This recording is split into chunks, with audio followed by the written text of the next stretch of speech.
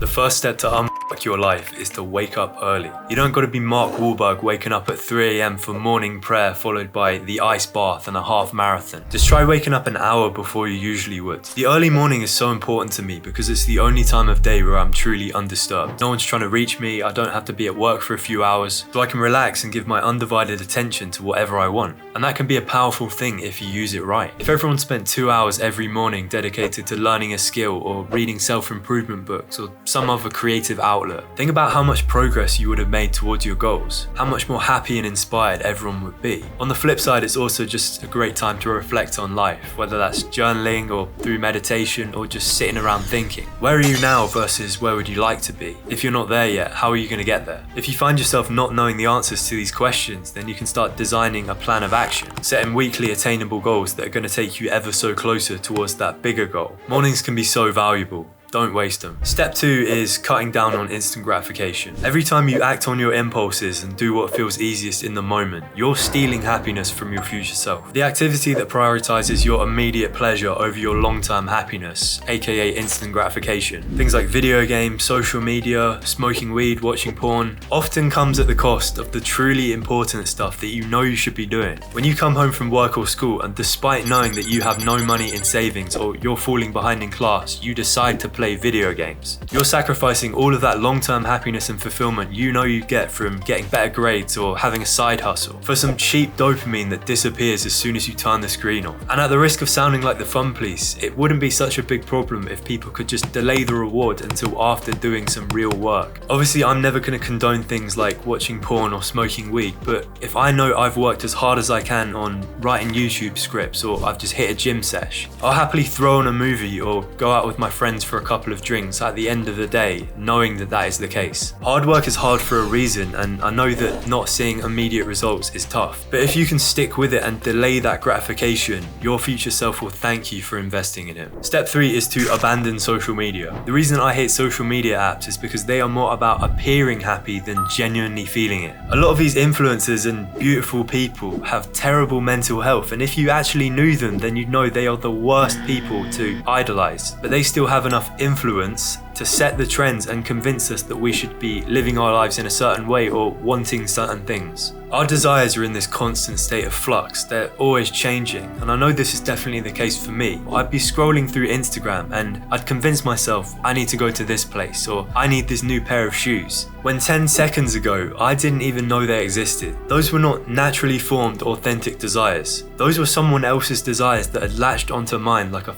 parasite. So when you're constantly exposed to other people's wants and desires, how do you know what it is that you really want? The best part of leaving social media is the mental clarity you gain from not being bombarded with this propaganda. People who are already rich and successful, or at least portray that to the world. Because when you're on your own journey, you don't need to be comparing yourself to them. You just got to do what works for you sustainably. Forget Jimmy the Forex trader with his rented BMW.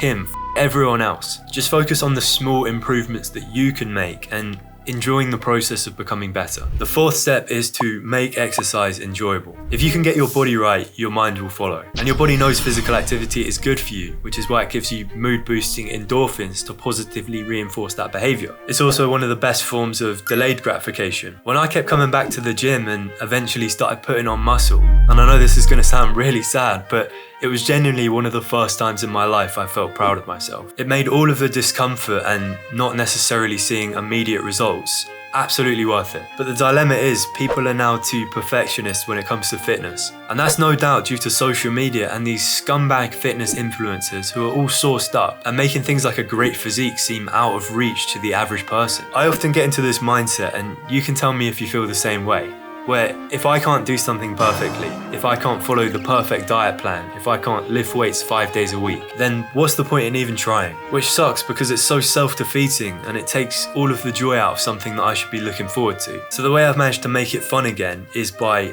doing what works for me. What can you sustainably see yourself doing every week? Could it be 2 half-an-hour gym sessions? Could it be 20 minutes on the treadmill, or literally just going for a fucking walk? The standard does not have to be ridiculously high, and if you're enjoying it, then you can think about building upon that. Just try a whole bunch of things like different sports, different exercises to see what you like and enjoy. If one thing is not for you, then that's fine, just move on. And if you can supplement that exercise with a relatively clean diet without too many processed ingredients and get on a proper sleep schedule, you'll genuinely feel better in days. The final step is to find your purpose. So there's a lot of conflicting information out there about what purpose is or what it looks like, and in my eyes, you don't have to overcomplicate it. It's a goal or activity that you can spend a long time working towards that is equal parts challenging and energizing. It might be difficult, at times frustrating, but the experience of overcoming that is rewarding. Just to throw an example out there, this video that you're consuming right now is the output of one of my purposes, which is making content, an experience that I often find frustrating, but one that I'm motivated by even the small amount of progress in. And it also helps that it's something I can monetize one day. And I think as I'm saying this, you should probably have a good idea of what it might be. Sometimes there's things that we just fall into and become passionate about. You know, there's things that you just feel incredibly drawn to. So reflect on what that could be for you. That doesn't have to be one single thing. Your purpose can change dozens of times throughout your life as you learn and begin to understand yourself better. It can be something abstract or something that's achievable through a number of different ways, like just helping another human. But at the end of the day, the best purpose to follow is one that's authentically yours. Something that you